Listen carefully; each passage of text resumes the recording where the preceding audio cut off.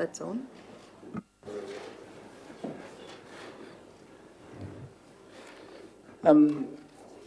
Good afternoon, everybody, and welcome to this meeting of Armidale Regional Council on Wednesday, the 25th of November 2020.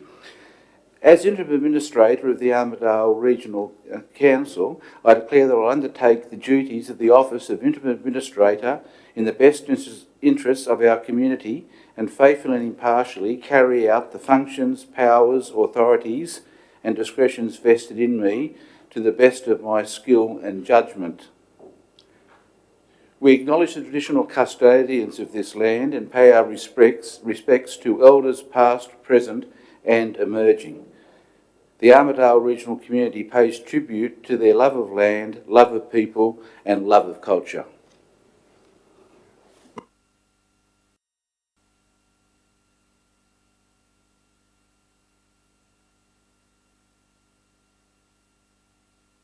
Okay, and the recordings of the non-confidential parts of the meeting will be made available on the internet. There is no confidential part of this meeting. No other persons are permitted to record the meeting unless specifically authorised by the Council to do so. In regard to the public address on an agenda item, have your say. All speakers are requested to ensure their comments are relevant to a particular agenda item. The chairperson may withdraw the privilege to speak where a speaker makes personal remarks or criticism or uses abusive or inappropriate language. Speakers do not enjoy any special protection arising from comments made during council meetings and should therefore refrain from making defamatory remarks or personal defamatory statements against any individual. And we ask those present to please ensure your mobile phones are turned off. Thank you. Thanks very much. Obviously, there's no apologies or leave of absence for the meeting. Do you have any disclosures of interest? No. Thank you. Public forum.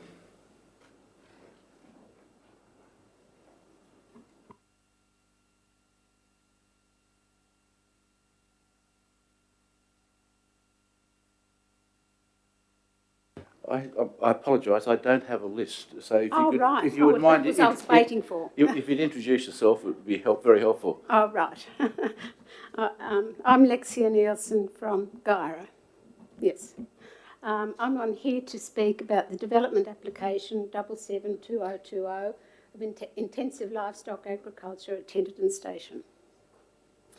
Thank you, Mr. Mayor, Mr. Rayner. Thank you for letting us speak.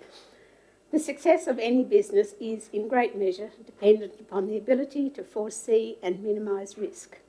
In determining approval for any enterprise, especially one as environmentally sensitive as a feedlot, local knowledge and experience is invaluable when viewed in context with the industry guidelines. It is our responsibility as managers of our agricultural enterprises and livelihoods to ensure every consideration is given to avoiding any detrimental effect on our neighbouring properties and our rural businesses. The Nielsen family have owned Newenden for over 80 years, and I have lived here for over 50 years. As a local, I know how water runs from the paddocks where the proposed feedlot will be located after heavy rain. Neil Trading have only been in the area for 2 years, have not as yet experienced water sheeting across paddocks towards Kangaroo Creek. I have experienced numerous times when we have been isolated by Kangaroo Creek in flood. The Bureau of Meteorology and CSIRO currently predict future associated changes in weather. Excuse me just 2 seconds. If you want to slow down, I have no time limit. Right. So just take your time, be relaxed. Weather changes in weather and climate, such as extreme heat and heavy rainfall. Water pollution is a very big concern for us. If you refer to the previous advice provided in our original submission, we will have the data and evidence to support previous water pollution from an upstream feedlot. It was concluded by Armidale Council in your current report that this pollution was caused by overstocking in the adjacent paddocks. Armidale Council has no evidence to support this statement, and we suggest you refer to photographs taken by us that clearly illustrate that this pollution was caused by surface water runoff from the previous feedlot. Please note that during the operation of this feedlot, we were in constant consultation with the EPA and Guyra Shire Council in relation to the impact on our properties of the water pollution. This pollution was caused by inaccurate water runoff design calculations and feedlot design. It is most important that detailed water design calculations be undertaken to ensure the safety of our livelihoods and our agricultural operations. On behalf of the submitters in response to this development application, I wish to bring to Council's attention our immediate concerns raised in a letter emailed to Mr May and Mr Rayner dated the 14th of November 2020, informing them that Miramar Land Proprietary Limited, as owners of Tenterden Station, have recently applied to Water New South Wales for an irrigation licence. Their application number AO24555 outlines that the intended irrigation will occur on the same three lot numbers on Tenterden Station that Neil Trading are intending to utilise for their proposed feedlot, namely Lot 1 in DP 256534, Lot 34 in DP 753669, and Lot 51 in DP 753669. The site map provided by SMK Consultants for the proposed feedlot clearly shows the above lot numbers with respect to the feedlot in location on the property and to local watercourses. Please note that 34 is designated to contain the burial pit on the feedlot. Lot 51 on the site map is the location of the proposed feedlot itself, manure storage, the drainage system, sediment pond and buffer zone. In view of this recent development, we request, as a matter of urgency, that Council investigate the possible exacerbation of surface water contamination, as previously raised in our submissions, if irrigation is to occur on land in close proximity to the proposed feedlot. This would necessitate a review of all surface water design from a suitably qualified independent surface water engineer prior to the approval of the feedlot. As previously mentioned, in 2015, Guyra Shire Council, now Armidale Regional Council, engaged SMK Consultants, the current feedlot designer, to assess a previous feedlot application. In conjunction with the Manager of Planning at the Council, this development application for a permanent feedlot was refused. We suggest you clearly read the advice given by SMK Consultants at the time and consider why information requested in your recommendation for refusal in 2015 is no longer applicable to the new development. This specifically relates to the following: providing detailed soil tests to confirm what the exact soil profile is of the proposed site, as previously recommended by SMK Consultants. We note that the recent World Ark Stock Containment Area development at Ben Lomond provided 16 soil tests across the feedlot site. We understand that no detailed soil testing has been undertaken on the site at Tenterden Station. Establishing if there is any rock fracturing within the zone of the proposed works, as previously recommended by SMK Consultants, to confirm there is no way seepage could cause pollution to the rock aquifer. No investigation has been done. We also request clarification on the anticipated traffic flow of B-double trucks along the Tenterden and Morden Dams roads, particularly as regards school bus times. I refer to the heading Traffic on page 305 of Issues Raised Response. The SOEE clearly states there would be an avoidance of truck movements during school bus hours. Council's Development Officer advises only that extreme care would be taken on narrow bitumen and gravel roads, especially during school hours. A somewhat conflicting statement. In the interest of public safety and to avoid a possible tragedy, we ask that Council responsibly make it conditional that truck movements to and from the feedlot be suspended during school bus hours. The momentum of a fully loaded B-double in transit is such that any avoidance manoeuvre necessary to prevent an accident, especially on the narrow bitumen and gravel roads, as well as the Tenterden Bridge, would be impossible. We believe that prior to this feedlot being approved by Council, the advice of independent specialist consultants must be obtained to provide an accurate representation of the site conditions as follows. A. Independent traffic assessment and report of flows of trucks based on ore feed being imported to the site. B. Independent odour assessment, taking into account site conditions. C. Independent noise assessment, taking into account site conditions. An independent visual assessment. D. An independent visual assessment. Please note that the feedlot will be clearly visible from the adjoining properties. I can actually see the site from my front door. We are unsure why the council would not recommend adequate screening of the feedlot as a condition of approval. We are unsure why Armidale Regional Council is so interested in hastily approving this livestock development application when we have pointed out so many issues with the current SEE. We think that this decision should be left to next council when returned councillors can make a decision. Finally, we would once again question the legality of the consultation process with regard to this development application. The neglect of Armidale Council to formally notify adjoining landholders in writing during the initial phase of this EA is a failure of their responsibility and duty of care. Thank you. Thank you. Are there any more? Thank you. We'll now move on to confirmation of minutes.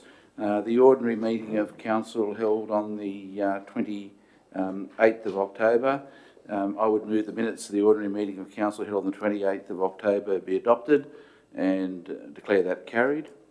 The extraordinary meeting of council held on the 3rd of November. I would move the minutes of the extraordinary meeting of council held on the 3rd of November be adopted and declare that carried. Now move on to my first administrator minute, councillor workshops and briefings, transparency. I'm not going to read the report. The agenda's long enough, well, the agenda's long enough. Suffice to say that what I was told by so many people in relation to the use of briefings and workshops in effect as de facto council meetings is proved by this report. General Manager, I thank you and the staff for the time that was devoted to this. I know there was enormous hours put into it, but it's something that had to be done so that residents were aware of some of what was happening here. Accordingly, I would move that the Acting General Manager prepare a report for the December meeting on the opportunities available for such gatherings in the future to be open to the public and/or initiating a more formal method of reporting same to Council and would declare that carried. I have one further minute, which by necessity is quite long, which I will read. Last Friday, the Council was given notice by the Minister for Local Government, the Hon. Shelley Hancock MP, of her intention to issue a performance improvement order on Armidale Regional Council under the Local Government Act 1993. Council has 7 days to make any submissions. I'm attaching the letter from the Minister together with the order to this minute. Pardon me. My term as Interim Administrator concludes on 11 December and I'm required to submit a further report including recommendations to the Minister by the 27th of November. Whilst it's pleasing to report there are some green shoots, there's still a long way to go to put in place a council that undertakes its statutory obligations and has the respect of the community it seeks to serve. I was extremely fortunate to secure the services of Mr. John Rayner as the Acting General Manager, and together we've used our experience to start to rebuild systems and procedures within the administration and to stabilise the Council's failing finances. In my view, the former and suspended councillors, together with CEOs, have and some staff failed, and there remains a denial on the part of some to acknowledge their contribution in this regard. A new General Manager, Mr James Ronkin, former General Manager of Broken Hill City Council, has been appointed and will commence duties on 11 January. I am very confident that Mr Ronkin is the right fit to address the many challenges of this organisation, but he will still need air. The organisation structure of the Council is complex and confusing. Since the 2016 merger, there have been 4 formal reorganisations and 8 general managers, including acting and interim. The cost, not only in dollars, but mental health considerations of staff and service delivery is considerable. Whilst Mr Rayner and myself have views on the structure that would best suit ARC, we have taken the decision that is best left to the incoming General Manager, and there remains a number of vacancies at all levels across the organisation. In my earlier report to the Minister, I recommended that consideration be given to the conduct of a public inquiry and outlined a number of examples where, in my view, the Council had failed the community it was meant to serve in the exercise of its functions, provision of core services and decision-making, community participation, financial management and integrated planning and reporting. I can now report that many of the matters raised are being addressed and will or have been reported to Council, and many plans and policies are rightfully being put to public consultation. The workload on the administration has been enormous, and staff have responded with professionalism and confidence. Yesterday, I received the independent review on Council's finances from Finch Consulting. I requested this forensic assessment in view of the deterioration of the Council's unrestricted cash position since the merger in 2016. The review focuses on general fund over expenditures, unplanned expenditures, and the status and utilisation of reserves, both pre- and post-merger. Having regard to the Minister's notice to issue the order and appoint a financial controller to the Council, the receipt of the finance review is timely. The review confirms my worst fears and provides a clear picture of the financial ineptitude that occurred, particularly in the first 3 years of the new Council. It identifies considerable cost overruns on poorly scoped projects. A significant lapse in oversight and reporting from a financial perspective on project management and control was inadequate. It notes that some projects were initiated in the assumption that reserves existed, but in fact they'd been extinguished. The Acting General Manager has independently reported to this meeting on the review and financial sustainability, both of which are self-explanatory. The review makes 11 recommendations, and the community can be assured that they must be implemented under the Minister's draft performance order if there is agreement for same from the Financial Controller.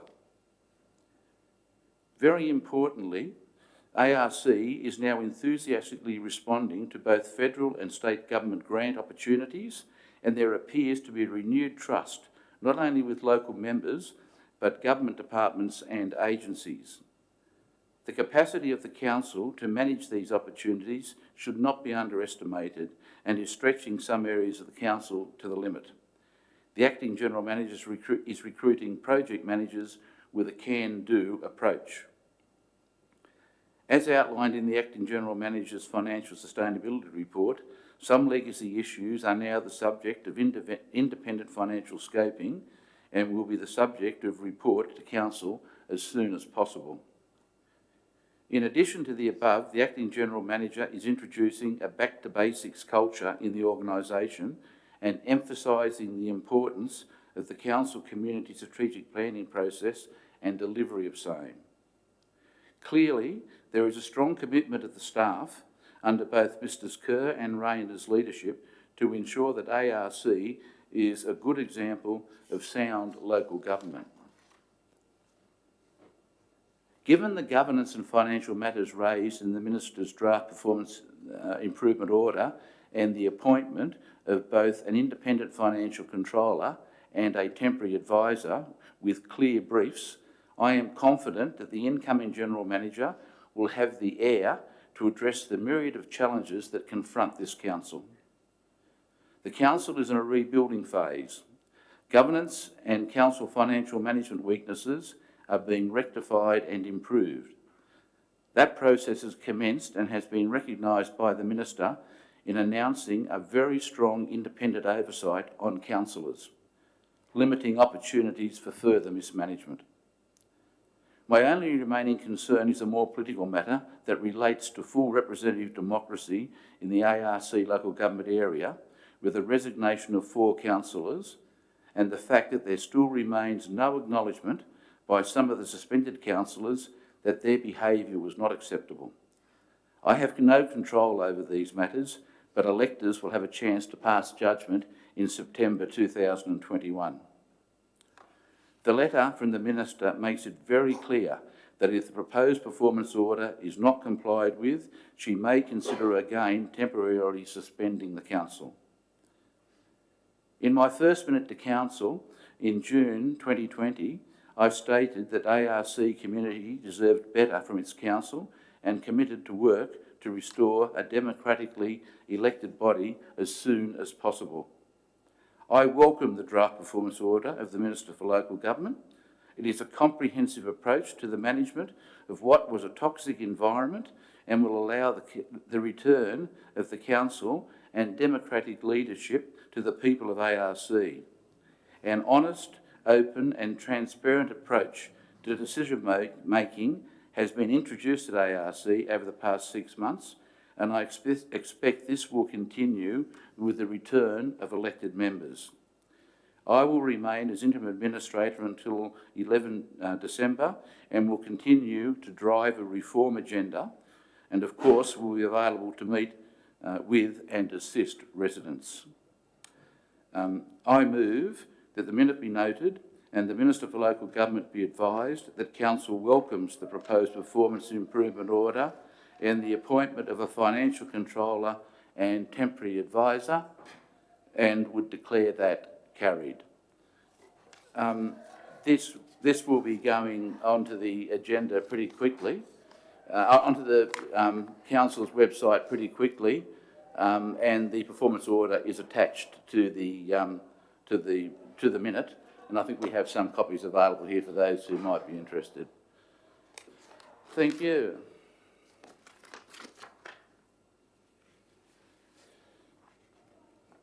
We now move on to general matters on the agenda. The first item being item 8.1, Code of Conduct Complaint Statistics. Thank you, Mr. Interim Administrator. The purpose of this report is to present to Council statistics in regard to Code of Conduct complaints and to seek approval to forward them on to the Office of Local Government as per the procedures under the Code of Conduct. Thank you very much. In relation to item 8.1 on page 6 of the business paper, I would move the officer's recommendation A and B and declare that carried. Next item 8.2, legislation compliance policy. Thank you, Mr. Interim Administrator. The purpose of this report is to gain Council's endorsement to place the new legislation compliance policy on exhibition. The policy aims to support and strengthen the framework for the management of legislative compliance within the organisation. A new face at a council meeting? Yes. Welcome. Thank you. In relation to item 8.2 on page 8 of the business paper, I would move the officer's recommendation A, B and C and declare it carried. Next item is 8.3 on page 10. Thank you, Mr. Interim Administrator. The purpose of this report is to gain Council endorsement to place fraud and corruption prevention policy on public exhibition. This policy forms an integrated fraud control framework which drives good governance across Council and supports other relevant policies. Thank you. In relation to item 8.3 on page 10 of the business paper, I would move the officer's recommendation A and B and declare it carried. Item 8.4 on page 12. Thank you, Mr. Interim Administrator. The purpose of this report is to gain council endorsement to place a new statement of business ethic policies on public exhibition. This policy outlines the ethical standards required by both council delegates and our private industry business partners. Thank you very much. In relation to item 8.4 on page 12 of the business paper, I would move the recommendation, the officer's recommendation A, B and C, and declare it carried. Item 8.5 on page 14 of the business paper. Thank you, Mr. Interim Administrator. The purpose of this report is to gain council endorsement to place a public interest disclosures internal reporting policy on public exhibition. This policy establishes commitment to encouraging the reporting of public interest disclosures to support good governance. Thanks very much. In relation to item 8.5 on page 14 of the business paper, I would move the officer's recommendation A and B and declare it carried. And if you could convey the appreciation of the council to the people who work with you, that they've been doing things that should have happened during the administration period in consolidating and harmonising all of these policies, but it's good we've now got into it. Thank you, I will. Thanks. Item 8.6 on page 16 of the business paper. Mr. Interim Administrator, firstly can I say that this review and the recommendations certainly do not reflect on the current staff who are doing a marvellous job in trying to get things into order. The report relates to the decision to move towards more equitable and consistent arrangements for over 127 licences and leases. As a first stage, Council needed a position paper on just what we are dealing with. And the report from Wilson Property Solutions has revealed examples of non-compliance with legislation, that we don't have a land register as required by law, plans of management are out of date or non-existent, leases are not signed, and we don't have a skilled property officer. The Minister's draft performance order requires that the recommendations in this report be addressed, and obviously the recommendation is to receive and note the report and take action to properly improve our property portfolio. Thank you very much. In relation to this item 8.6 on page 16 of the business paper, I would move the officer's recommendation A, B, C and D and declare it carried. Item 9.1 on page 20 of the business paper. Thank you, Mr. Interim Administrator. This report requests approval to amend the budget adjustments identified through the first quarter budget review for this financial year. The review undertaken was a more in-depth and thorough review than usual at the direction of the Interim General Manager. The aim of the review was to identify savings that could be redirected into improving the cash position and addressing areas needing strengthening within the organisation. This has largely been achieved, but a continued focus on budget management is needed for the remainder of the financial year due to the extent of adjustments made. Across the business, net savings of $1 million have been recognised. This is a result of some projects and programs not proceeding or being deferred, and also reduction of non-essential spend. Managers have also sought to reduce costs where possible on projects that are underway. Increased revenue of $1.8 million has been recognised due to grants. This has been offset with expenditure in the capital program. A decrease in revenue of $0.7 million was recognised due to ongoing COVID-19 impacts, mainly at the airport. The net impact of all adjustments is a $2.4 million improvement in the operating position. The forecast operating deficit has improved from $2.4 million to $22,000. The cash position has also improved from a forecast unrestricted cash position of $3.1 million to $4.5 million, although this does include proceeds from land sales of $1.1 million from the sale of the Old Calora Aged Care Home and sale of other land. The outcomes of the review are excellent and would have been extremely positive but for the impact of COVID-19 on revenues. The budget review report is recommended for approval.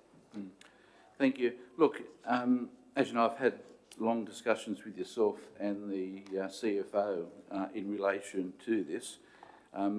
I don't agree with the proceeds from the sale of an asset being used to, in effect, shore up the council's budget. When you look at the council's budgets, this has been happening, but it's not a way to run a council. So accordingly, I'm making an amendment to the recommendation which will affect the unrestricted cash position, but I think there are other opportunities to improve the council's cash position, which no doubt will come as a result of the report of the Acting General Manager on financial sustainability as the council moves forward. So I would move on item 9.1, page 20 of the business paper, the officer's recommendation A and B, and add a C. Net proceeds from the sale of the old Colora Aged Care Facility and from the land transfer to the ex-servicemen's club of 1.07 million be placed in reserve until council adopts a strategy for the proceeds from property sales.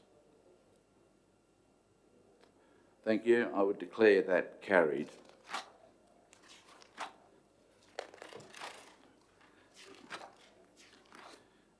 The next item is item 9.2 on page 25 of the business paper. Thank you, Interim Administrator. The purpose of this report is to make Council aware of the progress by New England Rail Trail in the preparation of a business case for the Trail Initiative.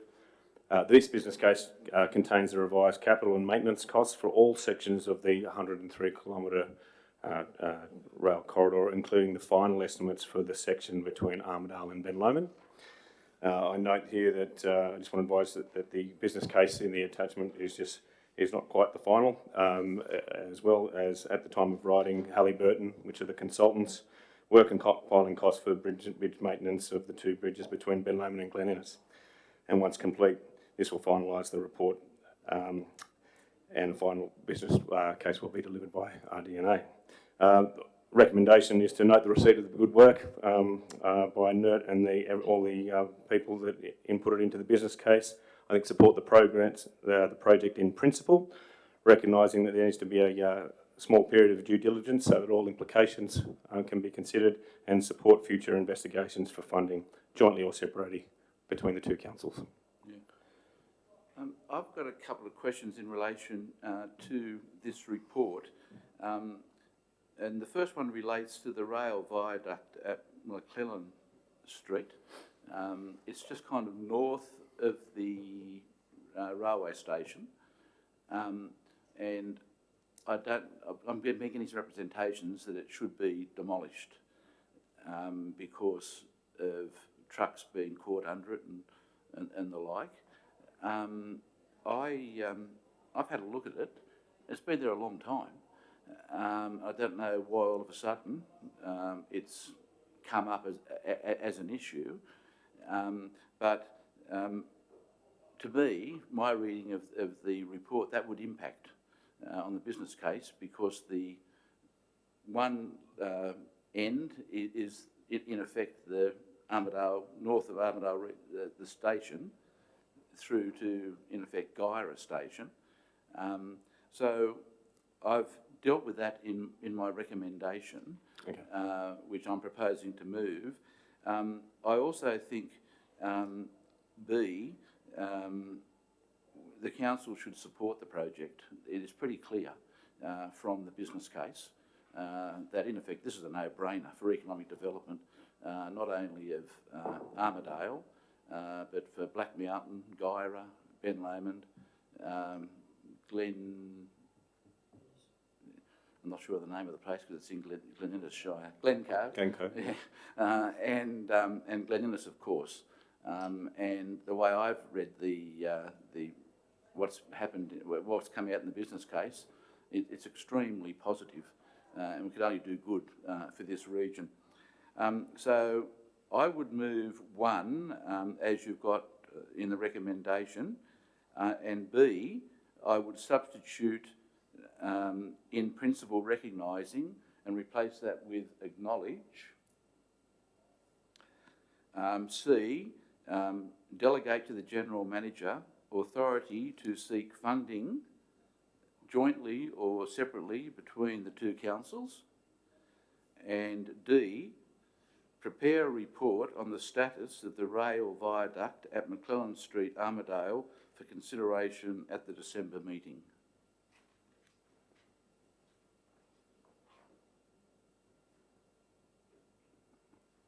Declare that carried.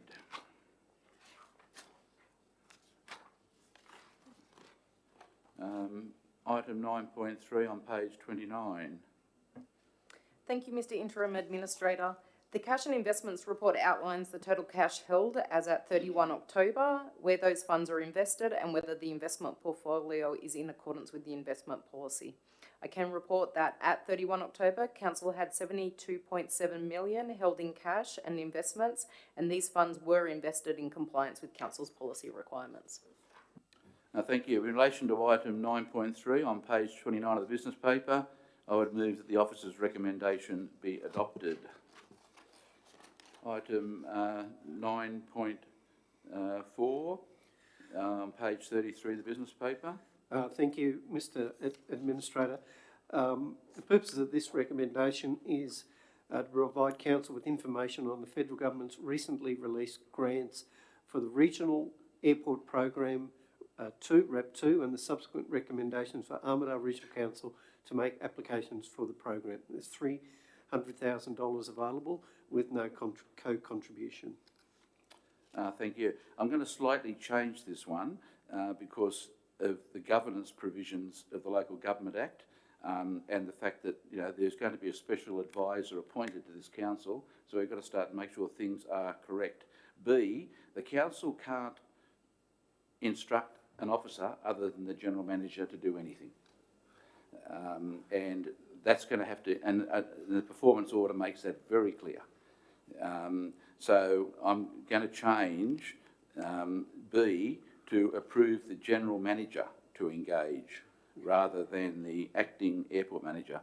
That is not being demeaning to the acting airport manager, who I know, and I know it does a good job, but it's important that we get things right in this place. So in relation to item 9.4 on page 33 of the business paper, I would move the officer's recommendation A, amend B to General Manager, and C, and declare that carried. The next item is 9.5 on page 35 of the business paper. Mr. Acting Administrator, this recommendation is that the Council does not undertake any further investigations for the development of a light freight and logistics centre at the Armidale Regional Airport. Thank you. In relation to item 9.5 on page 35 of the business paper, I'd move the officer's recommendation and declare it carried. Item 9.6 on page 37 of the business paper. Thank you, Mr. Interim Administrator. This is a report acknowledging Council's successful application notification from the New South Wales Department of Planning, Infrastructure, Industry and Environment for participation in the next stage of the Open Space Legacy Program. So you're adhering to all the timelines to date? At this stage, we're hitting the targets, Mr. Administrator. That's good. And I think it's very important that the returning council is aware of the commitments that have been given in relation to the possibility that you don't want to blow $3 million. There's a report coming to the December meeting to set that up for each month. Thank you very much. The December meeting. December meeting. Thank you. In relation to item 9.6 on page 37 of the business paper, I would move the officer's recommendation be adopted and declare it carried.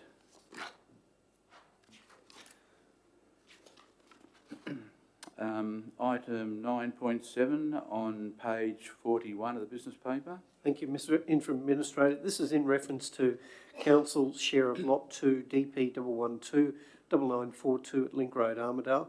Recommendation being that we delegate to the Acting General Manager authority to sell part of Lot 2 DP 112-9942 Link Road with authority to execute contract documentation on behalf of Council and delegate approval to the General Manager to accept an offer that is commensurate with its independent valuation. Yeah, look, I went and had a look at this because I didn't quite understand, but now I do. In relation to item 9.7 on page 41 of the business paper, I'd move the officer's recommendation A and B and declare it carried. Item 10.1 on page 43 of the business paper. Thank you, Mr. Interim Administrator. The purpose of this report is to seek council endorsement for the allocation of funds to one of three projects to assist council in the implementation of the Climate Emergency Action Plan. The prioritisation of the top three projects was undertaken jointly between with representatives of the Climate Emergency Working Group, and it is recommended that funds are allocated to the installation of solar panels at Moncton Aquatic Centre. Thanks. Look, I note that there's a supplementary report dealing with the other matters. Unfortunately, the solar panels seem to have been more expensive than what people thought. But when you read the financial report, you'll see the council is not great at scoping projects, but that will improve. In relation to item 10.1 on page 43 of the business paper, I'd move the recommendation A and B and declare it carried.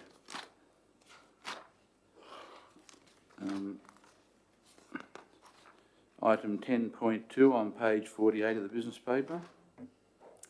The purpose of this report is to request that council endorse the submission of a funding application under the Bushfire Local Economic Recovery Fund program and delegate authority to the General Manager to enter into the funding agreement if the application is successful. The total funds to be applied for is $8 million across three projects, being the New Guyra Early Childhood Learning Centre, Guyra Landfill Rehabilitation and Groundwater and Sporting Facilities and Parks in Armidale. Thank you. When I first arrived at the council, many residents came to speak to me about the fact that the council wasn't taking advantage of all the grants that are available. I congratulate the staff because I don't think you're missing many these days. So in relation to item 10.2 on page 48 of the business paper, I'd move the officer's recommendation A and B and declare it carried. Next item is 10.3 on page 52 of the business paper. Mr. Interim Administrator, this is a request or a report on a request to waive the imposition of contributions under 7.12 of the Environmental Planning and Assessment Act for the Armidale Rugby League Seniors development. Thank you. In relation to item 10.3 on page 52 of the business paper, I'd move the officer's recommendation A and B and declare it carried. Item 10.4 on page 55 of the business paper. Mr. Interim Administrator, the recommendation is that the Tilbuster Waste Transfer Station be closed on the 31st of December. The report gives some details about the low usage and the high costs of running a very low volume transfer station. Thank you. In relation to item 10.4 on page 55 of the business paper, I would move the officer's recommendation and declare that carried. Item 10.5 on page 57 of the business paper.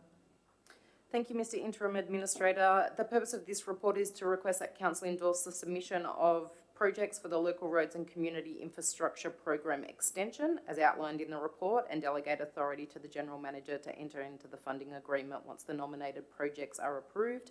There are a total of 6 projects with a total value of $1,762,217. Thank you very much. In relation to item 10.5 on page 57 of the business paper, I would move the officer's recommendation A and B and declare it carried.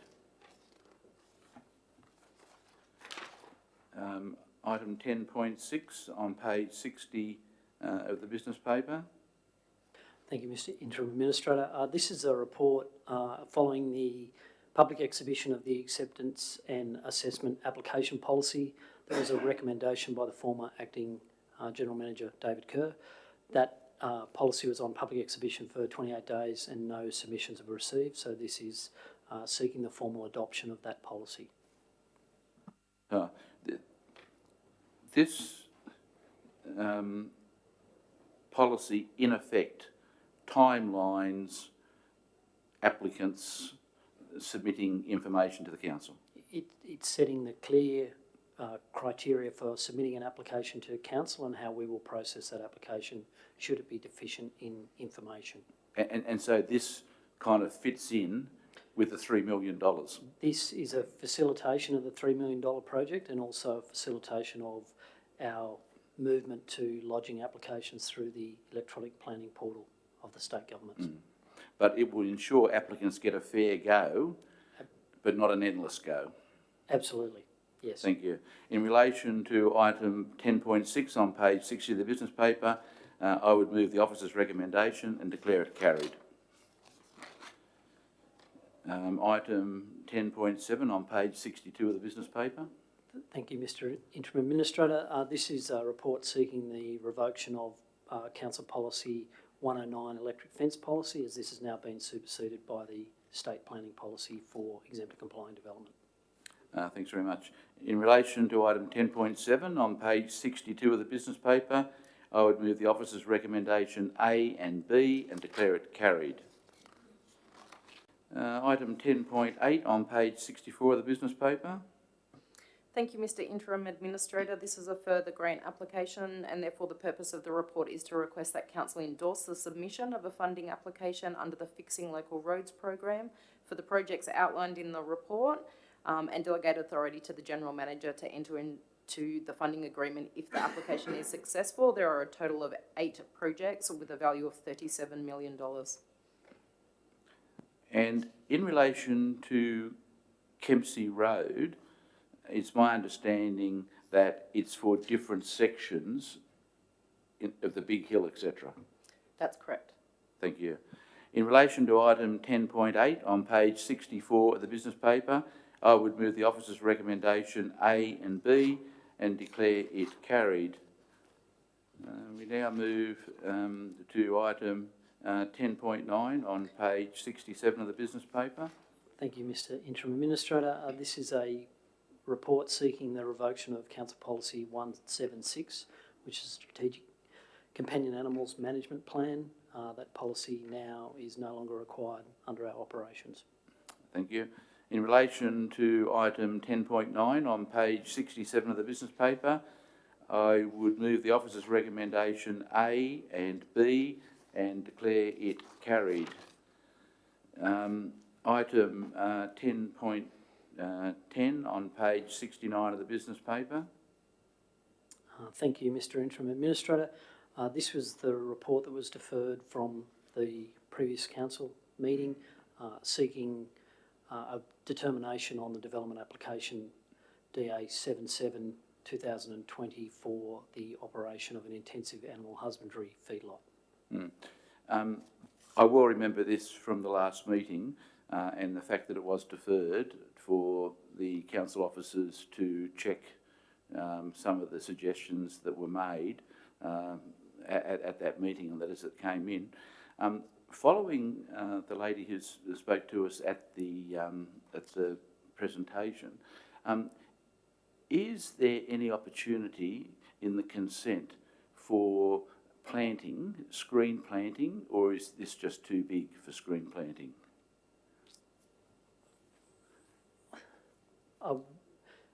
There is an opportunity for a condition to be placed on the consent to require the feedlot to be screened, but it is a large area. That doesn't mean that it is considered probably unreasonable from the Newbury test. Mm-hmm. If I was to defer this matter till the end of the meeting, would you have an opportunity to draft something up for me? Look, many of the matters that have been raised are not heads of consideration for the council, and I'm satisfied that the heads of consideration of the council have been addressed. But if there was some opportunity for screening, and I don't know whether it can be mandatory, but whether if I defer this and you can give it some consideration. I want to deal with it today. I'm not suggesting I'm going to defer it forever, but would that be, could you manage that? I can draft a condition for you to add into the determination. Thank you very much. So can we just move on to the next item and come back to this one?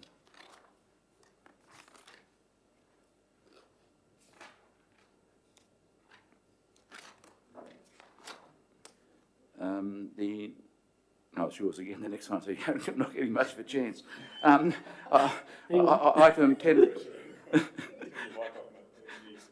10.11 on page 71 of the business paper. The burning of vegetation within Armidale local government area. This policy obviously governs burning of vegetation in the local government area, and it's put up for re-adoption, so we're placing it on public exhibition. That's the purpose of this report. Okay, in relation to item 10.11 on page 71 of the business paper, I would move the officer's recommendation A and B and declare that carried. And for people in the gallery and for people watching this at home, there are an enormous number of policies coming up, and there'll be more coming. These are all matters that should have been dealt with by the council between merger and now, but they just haven't been done. They're just statutory obligations that should be done but haven't been done, and it's a matter that when you have a chance to read the Minister's performance order, that she also raises concerns about. Next item is item 10.12 on page 73 of the business paper. Thank you, Mr. Administrator. This is in reference to the Dumeric Dam wall upgrading tender acceptance. I will read the purpose. Dam Safety New South Wales determined that Dumeric Dam wall does not meet the modern standards, regulations and guidelines that apply to its structural stability. The recommended tender is for the construction work required to bring the wall up to currently acceptable safety standards. The recommendation is that Council accepts the tender from Lead Engineering and Construction Proprietary Limited for the upgrading of the Dumeric Dam wall for the sum of $5,606,517.62, including GST. Thank you, and it's very pleasing that this matter is not being dealt with in closed council. The community knows what is being spent. But I have a question. The works associated with the recreation area, they will be able to be done together? We've already got Mr. Administrator, we've already got a working team to make sure that they're not in conflict and the public is safe and the traffic is managed and the two projects can go together in tandem. Because you know I have committed to the recreation starting after Christmas. Yep. And that doesn't mean April. Yep. We're very aware of that. Yeah. Okay, in relation to item 10.12 on page 73 of the business paper, I would move the officer's recommendation be adopted and declare that carried. Next item is item 10.13 on page 76 of the business paper.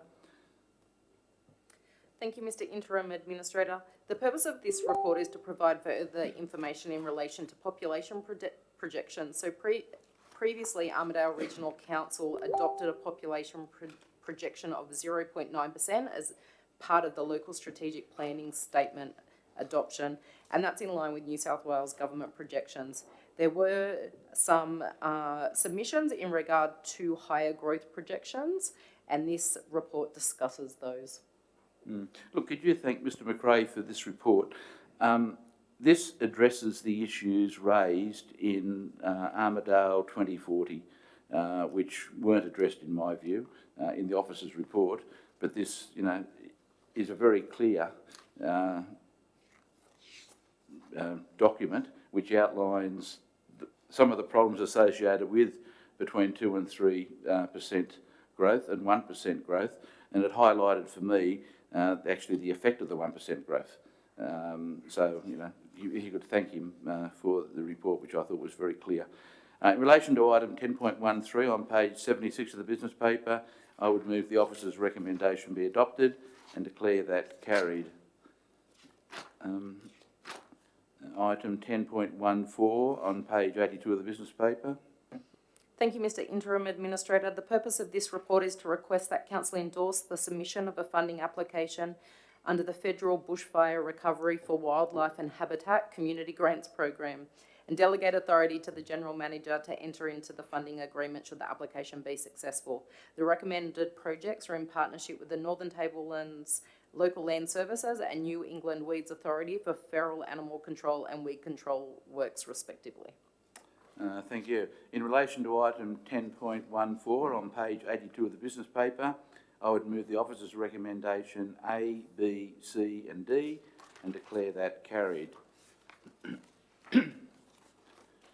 Next item is in relation to 10.15 on page 86 of the business paper.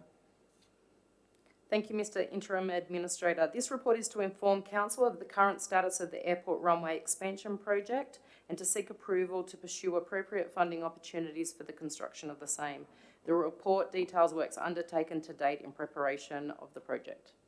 Can you please explain to me, in background, 1, 2, 3, 4 paragraphs down, what is a CEO delegated procurement exemption? Yeah, I can try. It seems to be a form created by Armidale Regional Council which provides an exemption from procurement process, and it's an authorisation that the CEO is able to sign. But that wouldn't comply with statutory obligations. It would seem not. So was there a tender for this? Not that I can find records for. Was there a council decision to do this? Not that I can find council records for. So nearly $500,000 was in effect allocated. Well, my next question then is the recommendation. I believe that the council should be looking at another runway up at the airport if they can get government funding for it. And, you know, I certainly don't want to stand in the way of that. But it's the way these things happen. I know it's not your fault. It happened before you arrived. But it's just not the way to run a council. It says here, determine that further work on the design phase not be pursued. So, in effect, the major design work has been done for the runway, enough to seek grants. Then if you get the grant, you can then do the more detailed work. That is what we're proposing. But there's another problem with this as I read it. You don't own all the land. That's correct. Okay. In relation to item 10.5 on page 86 of the business paper, I would move the officer's recommendation A, B and C and declare that carried. Item 10.16 on page 89 of the business paper. Thank you, Mr. Interim Administrator. This is to update the Council on the Malpas Dam options progress and an update on the integrated water cycle management strategy and the secure yield assessment. The recommendation is Council approves the updates on those progress, including the options to upgrade the Malpas Dam wall. Look, I'm pleased this report is coming through. It's a progress report, obviously, but the community can see what is going on behind the scenes to guarantee water security for this region. And, you know, together with the work that's been undertaken up at Guyra, you know, it's good news, but big dollars. In relation to this, one further question. The draft drought management plan for urban areas, where's that up to, please? Public consultations finishes today. We hope to have a late report for the December Ordinary Council meeting. Reporting on the consultation and our recommendations on that, on the final plan, including the triggers and the water levels. Well, the triggers and the water levels, I think, is what the community is after. But I won't be asked to endorse anything like that. That will then go on public exhibition for the community. No, this is the public exhibition closing today. So I'm going to be asked to adopt. In relation to page 80, in relation to item 10.16 on page 89 of the business paper, I would move that the officer's recommendation be adopted. Item 10.7 on page 92 of the business paper. Thank you, Mr. Interim Administrator. This is regarding the removal of hazardous trees on Kempsey Road. The recommendation is that Council does acknowledge the instability of trees on the road as a result of the fires and storms and the risk to road users and the urgency to remove the unstable trees. This is a request to invoke section 55(3)(1) of the Local Government Act to proceed to contract. Thank you, and this is the way to do it. You report to council, you're not going to tender because you can't, you haven't got time, but the community knows exactly what's going on. In relation to item 10.17 on page 92 of the business paper, I would move the officer's recommendation A and B and declare it carried. Pardon me, item 11.1 on page 94 of the business paper. Thank you, Mr. Interim Administrator. The purpose of this report is to facilitate the rescission of several council policies that are no longer needed as a result of the sale of the Calora Aged Care Facility in 2018. As council no longer owns the facility, these policies are considered obsolete. Thank you very much. In relation to item 11.1 on page 94 of the business paper, I would move the officer's recommendation and declare it carried. Item 11.2 on page 96 of the business paper. Mr. Interim Administrator, this report is about the review of Council's advisory committees and the LACs, and there has been some consultation with 4 business groups in the regional council area. That review involved face-to-face discussion with members of those committees, and Mr. Ackroyd, the author of the review, has suggested that new arrangements be put in place for these committees, and the proposal is that the report be placed on public exhibition until the 26th of January 2021. Thank you. Look, and if you could thank Mr. Ackroyd for his work.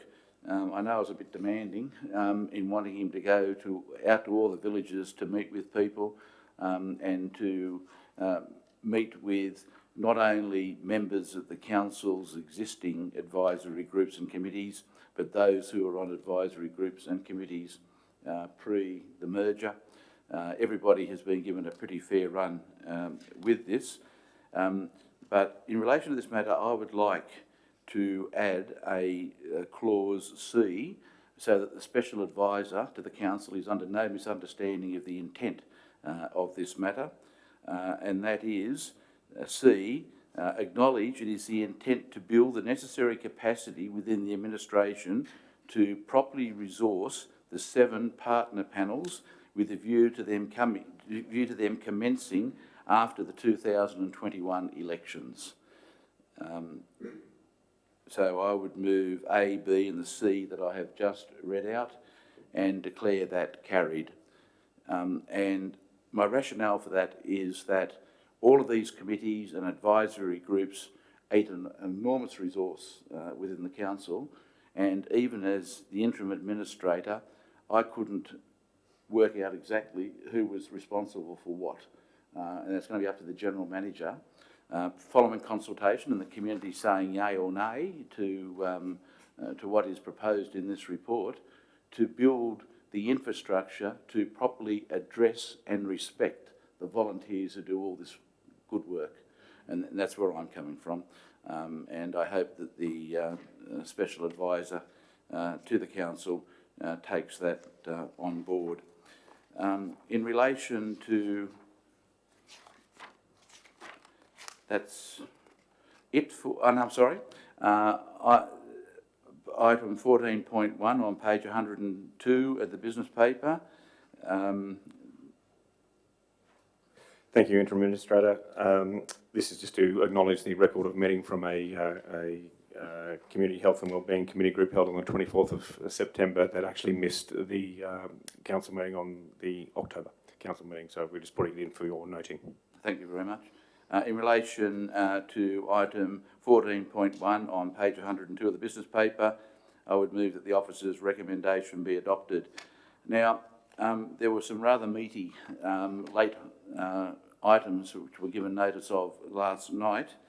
I would move, pursuant to clause 9.3 of the Code of Meeting Practice, that late items 8.7, Councillor and Staff Interaction Policy, 8.8, Review of Council Finances, 8.19, Financial Sustainability, 10.18, Climate Emergency Action Plan, Allocation of Final Budgeted Funding, and 10.19, Hydrotherapy Centre, be considered at this meeting and ruled as matters of great urgency, noting the public notice of same was given on 24 November. The first item is 8.7, the Councillor and Staff Interaction Policy on page 3 of the supplementary papers. Thank you, Mr. Interim Administrator. The purpose of this report is to gain council endorsement to adopt the councillor and staff interaction policy. The policy provides a structure for how councillors interact with authorised staff and supports the professional working relationship with the executive team. Thank you. This is another matter that's addressed in the performance order. In relation to item 8.7 on page 3 of the supplementary papers, I would move the officer's recommendation A and B and declare it carried. The next item is 8.8 on page 5. Mr. Interim Administrator, this report looks into what has occurred to Council's finances pre and since merger. It focuses on the general fund, and some of the highlights include Council adopting deficit budgets of $8.2 million between 2017 and 2019. In 2017-18, operating expenditure exceeded budget by $11.6 million. Specific major capital projects exceeded budget estimates by $4.2 million. Capital projects went ahead without a budget or funding source. The new library exceeded the original project estimate by $900,000. Reserves were either unfunded or relied on limited working capital for funding, and through this the author of the report states there was a lapse in management control and oversight. I wouldn't call it highlights. Look, can I urge residents to look on the web and read this document? It's well worth the time, and it's written not in, I suppose, financial terms. It's written more for a general read, and I would encourage residents to read it. I have one question, Mr. General Manager. Miss Foley's report, you're not making that public? That can certainly be made public. So I just think for transparency, everything else has been laid open. I know it's a very high level report, the one I read, but I think it should be. So would I just amend, have A, B, C and D, that Miss Foley's high level report also be made publicly available? Yes, that's fine. It's basically an overview of the financial figures around amalgamation and to date, and there's no problem with that being made public. None of it paints a pretty picture. That council, I think, make, so not that, that council make, yeah, Ms Foley's report also publicly available. That'll probably go on the website tomorrow, Yeah. The rest of it's up there already for residents who want to have a look. The next item is item 8.9 on page 9 of the business paper. Thank you, Mr. Interim Administrator. This report is on financial sustainability of the council, and it covers quite a few issues associated with the council's financial position. It starts with a reminder of the statutory obligations the council has in providing best value and in financial management. It refers to the tenuous financial position the council is in. Also the lack of funds that are going to basic services and some of the requirements of the Minister for Local Government in her draft performance improvement order. If the council is to address these financial and governance issues, there is a need to invest and ensure that we have the right people involved. And then therefore asking that council allocate $500,000 from the existing budget to go towards improving our financial and governance arrangements. The thing that jumped out at me was on page 13, when it shows that maintenance and renewal on local roads has fallen by 50% from the time of merger to the current budget. It's gone down from 8.4, I'm sorry, from the 2017-18 budget, which is not far off that one, to the current budget. It's gone from 8.4 to 4.2 million. And people wonder what's happening with roads. You know, I don't know how many people spoke to me about this. However, these matters are all addressed in the Minister's performance order and the appointment, or the proposed appointment, of a financial controller, which is, I think, great news for residents. In relation to item 8.9 on page 9 of the business paper, I would move the officer's recommendation A, B, C and D and declare it carried. Item 10.8 on page 17. Thank you, Mr. Interim Administrator. This report is the second part of an earlier report in regards to council allocating funds to implement the Climate Emergency Action Plan. And this report deals with the two projects highlighted by members of the Climate Emergency Action Group and seeks to endorse funding to support those projects. One being an I Can Do It energy efficiency program, and the second being a peri-urban dwellers and climate risk program.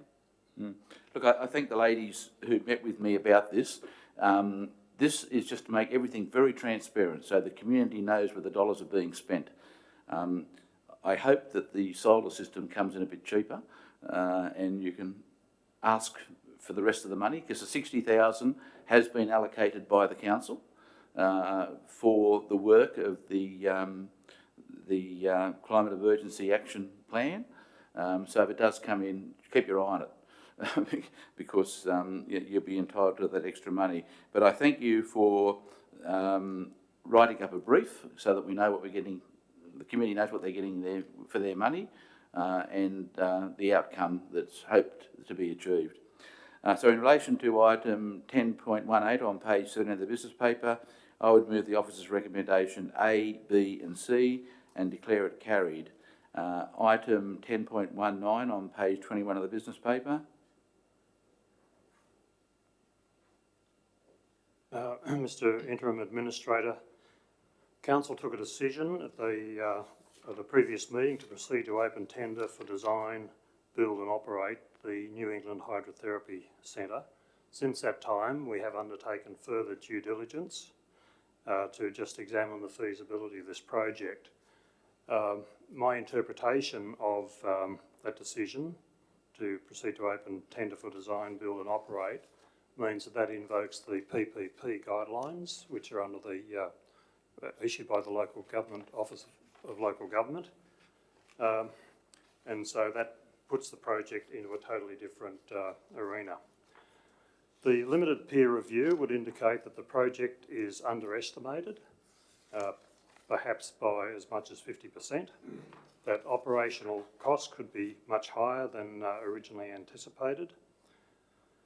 And at a time when the council is in a tenuous financial position, is not applying adequate resources to roads and other basic infrastructure, also that it's soon to be under a performance improvement order, and being unsure of capital and operating costs, I cannot see how this project can proceed, and propose that council seek to reallocate the grant funds that have been put against this project towards the Gyra preschool project.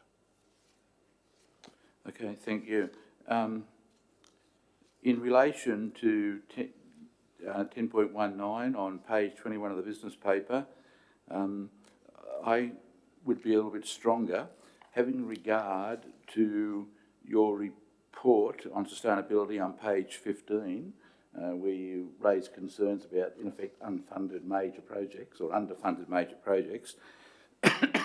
I would move that A, no further action be taken on the hydrotherapy centre project, and B, as it's on the business paper, and declare that carried. We now go back to item 10.10 on page 69 of the business paper. Thank you, Mr. Interim Administrator. I have a condition here. I have tried to send it to Hayley to be able to put up on the board, but I don't think we can. Is that right, Hayley?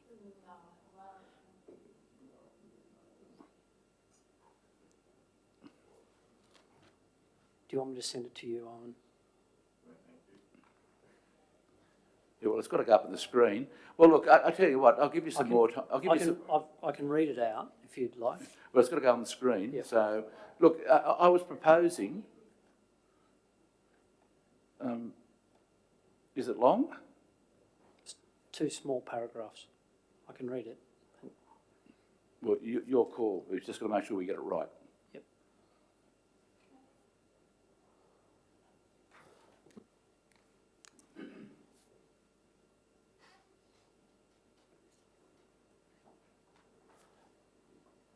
So that's version 1. Sorry. Yeah, I've just sent you a new one, I think. Has it come through?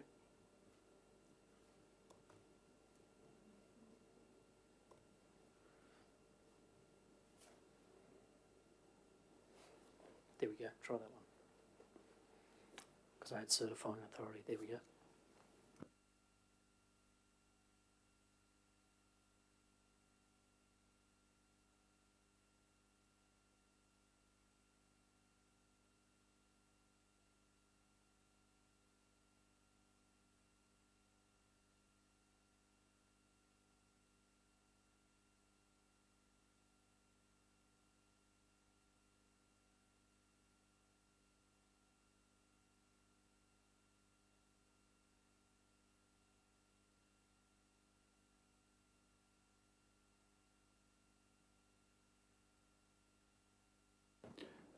That makes it mandatory.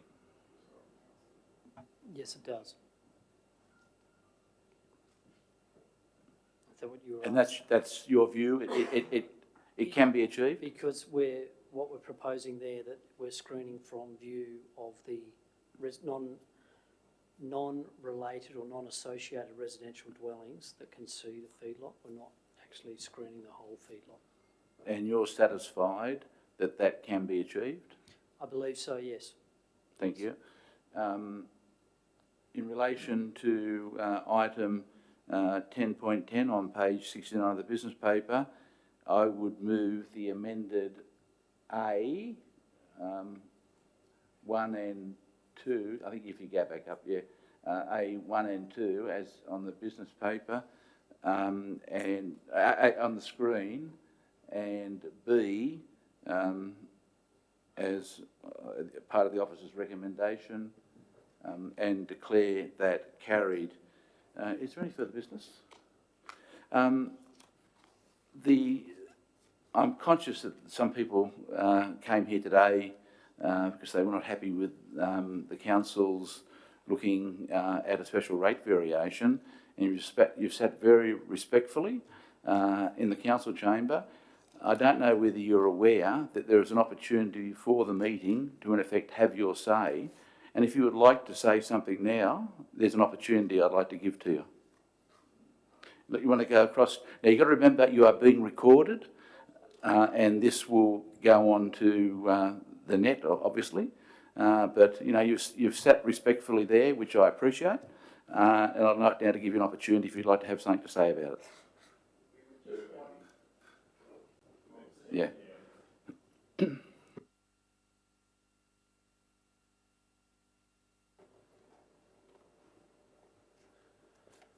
We would just like to say that the community is going through extraordinary hardship at the moment.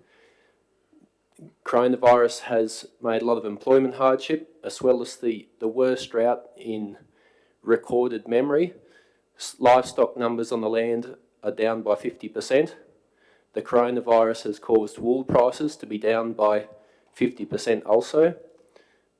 It's not unusual for people on the land to be earning 75% less than their average income at the moment.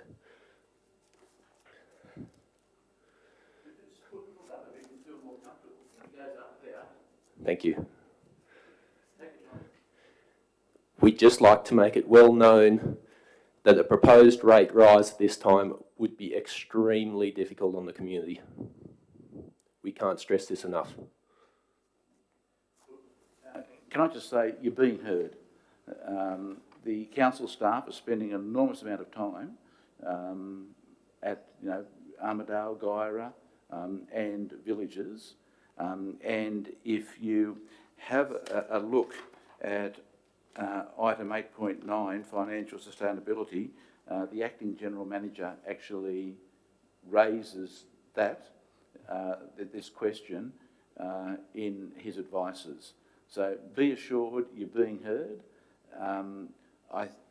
I obviously won't be here when these decisions are taken, but the council will be subject to a financial controller, and that person will also obviously look very closely before there's any submission made to IPART. So again, I thank you for being so respectful when you came into the council chamber, and just assure you that you're being heard. Okay, thank you. Thank you. I would no further business. I declare the meeting's closed, and thank everybody for coming.